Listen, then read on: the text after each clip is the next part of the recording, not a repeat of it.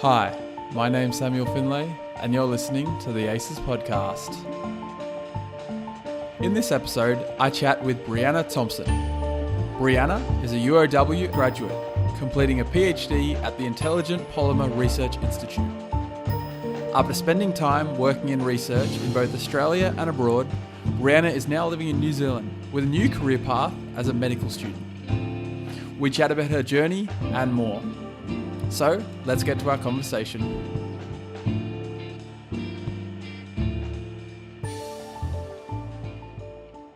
So I'm chatting with Brianna Thompson today on the podcast. Brianna, thanks for joining me. No worries. So how's life in New Zealand? I know you guys have got stricter restrictions to us in Australia. Yeah, we are on level 4 lockdown at the moment, which means don't leave the house except for to go to the hospital or to the supermarket. There's no food or anything open. But tonight, takeaways will reopen and everyone's very excited. So you're getting takeaway late tonight? At 11:59 p.m. No. Tomorrow night then, I guess. Tomorrow night, yeah. So how's that sort of affected your work? Well, it's been really interesting. So I'm in medical school here at the moment, and I've been working in critical care, which means emergency department work. So it's been super interesting to see how the volume of patients have come through and the acuity of patients has changed over the lockdown period, and how everything's kind of shifted. There's a lot less trauma when people are no longer mountain biking or driving cars. So it's very interesting to watch. It's a difficult time to be a student, though. Cool. Well, we'll get to what you're doing right now a little bit later, but I want to go back to your PhD experience, which you did at UOW with ACES. Could you explain what you worked on for that project? Yeah, my PhD was on the controlled release of neurotrophins from polypyrrole, and it was specifically to try and enhance the nerve-cochlear implant interface. So I worked with the Bionic Ear Institute in Melbourne, not really with Cochlear, which is the company that actually has commercialised the cochlear implant. And we did, it was a great PhD. I was quite lucky. A lot of things worked for me, which I know isn't the case for a lot of research. So I got to spend some time down in Melbourne with our collaborators there for a couple of months. And my supervisors in IPRI, which wasn't ACES at the time because I'm that old, but were Simon, Moulton and Gordon, of course. So what did you do for your undergraduate degree? I was a biologist, so I was one of the earlier biologists, I think, to cross over to the evil empire and do a PhD in IPRI or in chemistry. So my undergrad was at University of Wollongong as well, and it was a Bachelor of Biotechnology. How did you find that transition from your undergrad to your PhD? It was really good. So IPRI was a lot smaller at the time, and it was such a super friendly place filled with super helpful people. It was a really pleasant change. Biology was a bigger research area at the time, so I kind of went from this big intimidating group to a much smaller, friendlier group, and people taught me a lot very quickly, and it was a great transition. And also I think I come from a long line of engineers, and I think coming to that more engineering environment was a good thing for me. I liked it. I thrived. So did you always want to do a PhD when you were doing your undergraduate degree, or was that something that sort of just presented itself when you finished your undergrad? Much more just presented itself. I think so it's ironic because my mum's was a careers advisor, but I just never really thought about what I was going to do. And I knew I wanted to stay in Wollongong, and there's not much call for biotechnology. At the time, wasn't much call for biotechnology in Wollongong outside of academia. And also just kind of thought I wasn't finished learning. And it's like, 16 years later or something now, and I'm still not finished learning. So, it was a great call for me because I enjoyed finding out things, and I'm curious, and meeting people and all of the good things you get to do in a PhD. Yeah, so life after a PhD, so you finished your PhD and you stayed with IPRI for a short period of time to work on a project there? Yeah, I think it was like 3 months or something that was supposed to be just waiting for I submitted my thesis and then started a couple of months work that was supposed to be just waiting for my thesis to come back. But my thesis took forever. I think one of the markers had some medical issues or something like that. So it ended up being like 12 months or 15 months or something. But yeah, so I did a short research project with Kerry and Gordon, and that was on similar but different things to my PhD. It was much more on electrical stimulation of cells rather than trying to do drug delivery to change how cells behaved. And then you moved down to Melbourne to work at Monash? Worked with Doug McFarlane, who obviously I met through IPRI conferences and things like that. And he's such a lovely man. He's so great to work with, and he's such a good thinker. He was a very good mentor for a little while. So I was working on kind of biotechnological applications of ionic liquids with him, and got my first experience writing up a grant, and worked with the lovely chemistry group in Monash, who are also a really great bunch of people who I miss all the time. And yeah, but it was fairly short-lived because I decided I wanted to live in Japan for a little while. So I think I did a bit over a year, maybe 15, 16 months in Monash. Okay, and then, you mentioned Japan there. What did you go over to Japan for, and what did you do in Japan? I decided I was going to have a gap year after a year and a half nearly of postdocing. And so I went and taught English in Japan. So I worked in, there's a thing called what's it called? The JET program, where you teach English in schools, in high schools. And I went and taught science in English in some high schools in Japan. Right, and whereabouts were you in Japan? I was in a town called Akashi, which is kind of between Kobe and Himeji. It's down in the Kansai region. And my Japanese was okay at the time, and now it's just appalling. But yeah, it was, and that was also a great way to spend a gap year. Were you almost tempted to extend that gap year a little bit longer? So tempted. I think about it all the time. I'm like, maybe I should have. But I really missed science. So one of the things I wanted to do with that gap year was think about if I actually did miss research or not. And I did miss research, so I decided I wanted to come back and do some more science again. Miss the cherry blossoms. I bet. It's beautiful over there, isn't it? It's so cool. It's such a nice place to live. People are lovely. I've only been in summer. I went sort of at the middle of the year a few years ago, and it was beautiful. It was very hot. Oh, summer in Japan is probably the worst time to visit. It's so sweaty. Yeah, I think it's just because we got cheap flights. That's why we went then. Good call. But it was a great place to visit. I mean, I'd like to go back in the cherry blossom season or even in winter and go snowboarding. Yes, yeah. We did a snow season in Hakuba. It was super nice. Oh, I can imagine. That'd be amazing. Yeah. So you came back, and then you came back to Wollongong, is that right? Yep. So I was going to go and work with somebody who I'd met through IPRI. Her name is Christina, and she was from Rick Kainer's group in America. And she was working in a startup company, and I was going to go and work for them. But the global financial crisis hit at about the same time, and they lost some of their funding. Right. So I was coming back to Australia with the intention of getting my visa sorted out to move to America and work with their startup company. But it all kind of fell apart as I was going through the visa application process. And I happened to run into Gordon in a supermarket while I was in Australia trying to sort that out. And he realised I was back in the country and convinced me to come back to IPRI, which didn't take that much convincing, to be honest. There you go. You're getting a job while shopping, doing the groceries. Yeah. Thank you, Kirraville, whatever the little supermarket's called there. So what do you think, if you didn't run into Gordon there, and then what do you think you would have done? I don't know. Maybe have a chat to Doug, go back to Melbourne. I probably would have come and had a chat to Gordon at some point, just a little bit later once I had, he found me early in the process of figuring out what I was going to do. Perfect Lucky timing for by me. the sounds of things. Yeah. It couldn't have worked out better. So you spent a couple of years then back at UOW as an associate research fellow. What were you doing then? So at that point, there are a few different bits and pieces. So it's kind of, as you get further through your academic career, it's harder to say what you research really. I'm you sure. branch out into more and more little bits and pieces. But I was I was mostly interested in how electrical stimulation was changing the behavior of cells. So we wanted to try and do some stem cell things and just get an understanding of what was happening. So like on a molecular level with cells. We're also still trying to develop some soft conductors and understand how cells worked.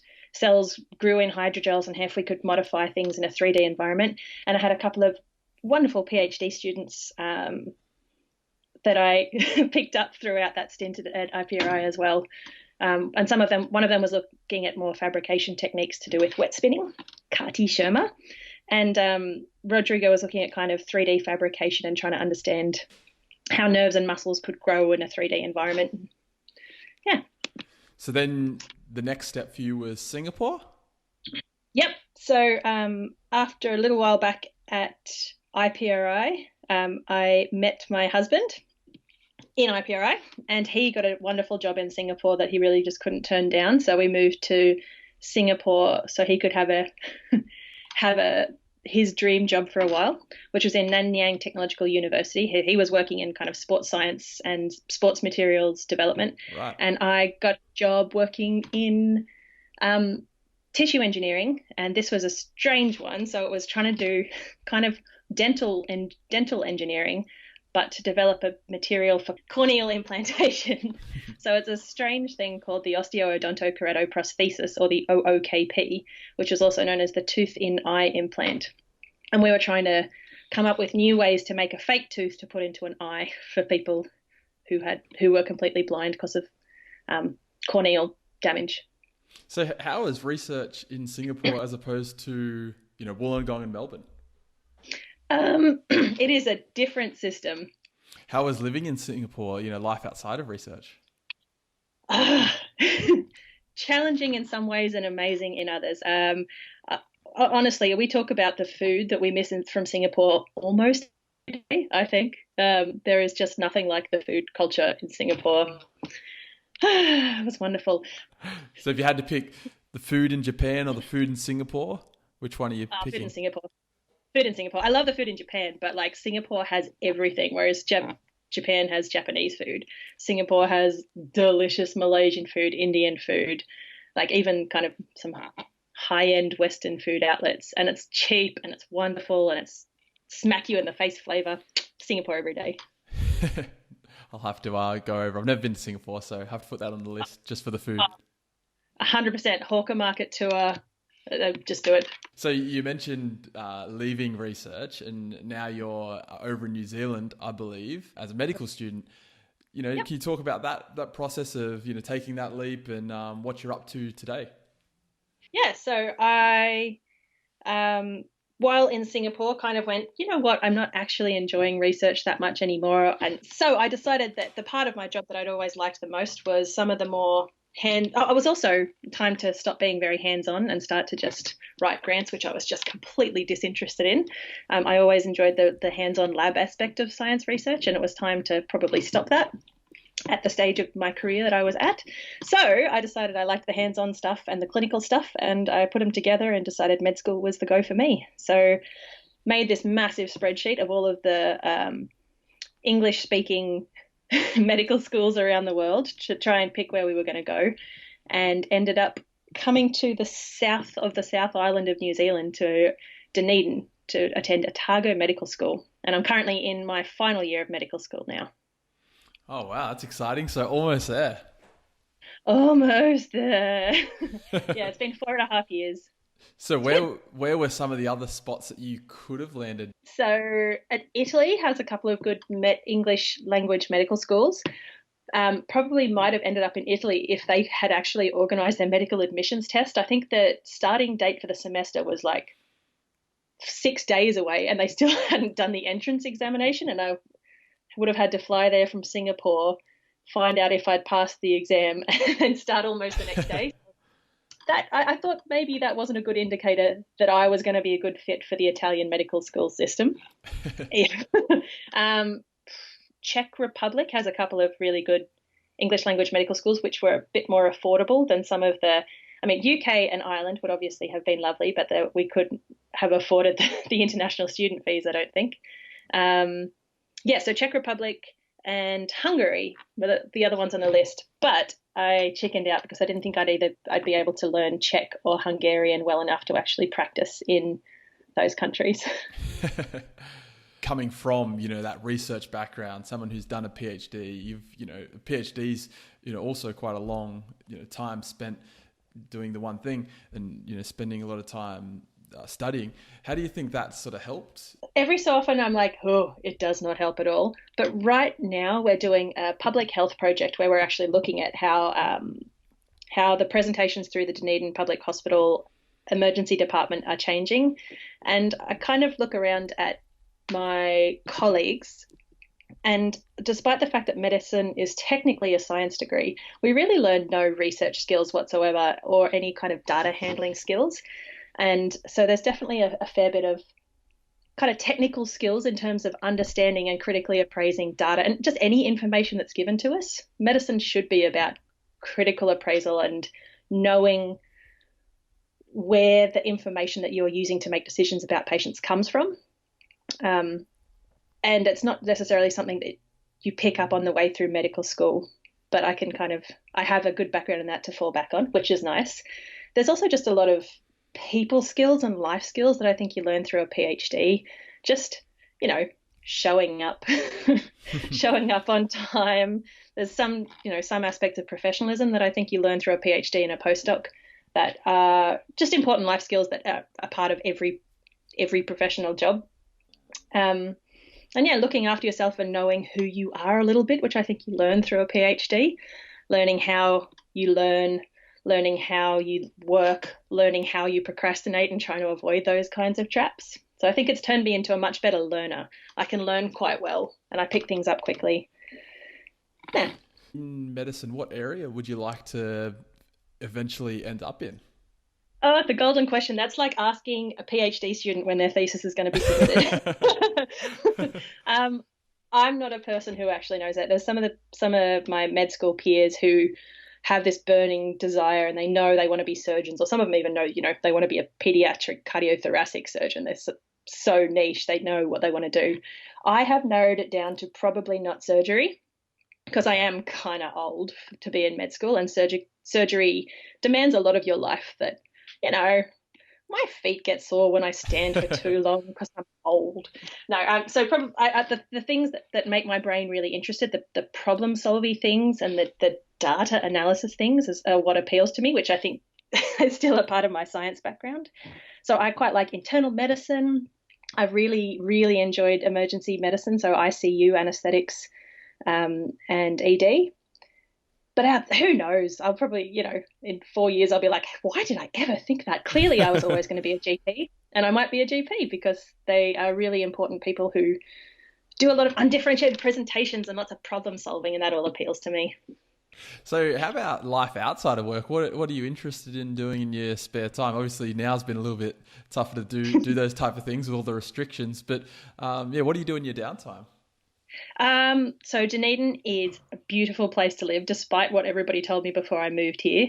And I think that includes Gordon Wallace, who was very disparaging of Dunedin before we came here. There's a lot of, so I think we've got like 20 beaches within 20 minutes drive of where we live. And they're all beautiful South Island beaches that you pretty much get to yourself. So I do a lot of time walking on beaches and walking up hills with our dog. And so somewhat like Wollongong. No, not like Wollongong. No, it's a little bit like Wollongong, except colder. Yeah. So you have to jumper at all times and have an umbrella somewhere near you because you never know where it's going to start drizzling. But it's also it's a lot emptier. There's not so many people down here, so kind of a rugged, empty version of Wollongong. Something I've asked everyone that I've had on the podcast is about their morning routine, or if there's anything that they do each day that helps them approach the day ahead. Is there something that you do every day, or maybe a morning routine that you stick to? My routine for about the last 6 months has been coffee. I bought myself a French press and I love it. So every morning I wake up and I smell my coffee and I take a few minutes and make my coffee. Otherwise, my mornings are so different because in med school you change your rotation every couple of weeks. So some days my mornings start at like 7 a.m. I have to be in the hospital. And those mornings very definitely roll out of bed, get clothes on, brush hair, get into hospital and still be half asleep. And other days when we don't start till 8 or 8:30, then I would ride my bike in. I've got bought myself an electric bike because the hills of Dunedin have defeated me. So, and they're good days, the days you get to ride your bike in and kind of appreciate the fresh air around you before you get eaten by the hospital for another day.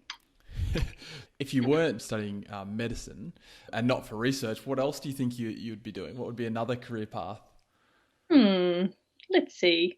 So for the first few years of med school, I thought I might have gone in the wrong door because I was watching nurse practitioners and kind of going, oh, they get to do lots of really cool clinical skills stuff, lots of hands-on stuff. So maybe nurse practitioner or a nurse of some kind.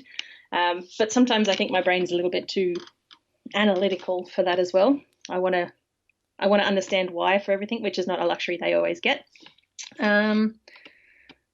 Definitely not a baker. I've made the worst bread anyone's ever eaten through this lockdown. I don't know, something involving making things. I like making things. Yeah, maybe an engineer. I do think in an engineering way quite a lot. It's in the family line, isn't it? It is, yeah. My brother runs a 3D printer company and used to work in IPRI as well on the 3D printers. He's like a 7th generation engineer or something ridiculous. Just to sort of finish up, I just wanted to ask if you had maybe some advice for those who, maybe want to do something different, but, aren't really sure about taking that leap of faith, I guess. Yeah, well, do it. So yeah, I would say don't fall into the sunk cost fallacy, whatever it's called. Just because you've done something for a long time doesn't mean it's the only thing you can ever do. Well, thanks for the advice, and thanks for jumping on the podcast. It's been nice to chat. Yeah, lovely to meet you and lovely to chat to you too. Thanks for listening to the ACES podcast and my chat with Brianna Thompson. To listen to more episodes like this one, be sure to subscribe wherever it is you listen to your podcasts. You can also find more information about ACES on our website, electromaterials.edu.au. On our website, you'll find links to the various social media platforms we're on. And you can also follow me on Twitter, @SamuelFindlay. Until next time, thanks for listening.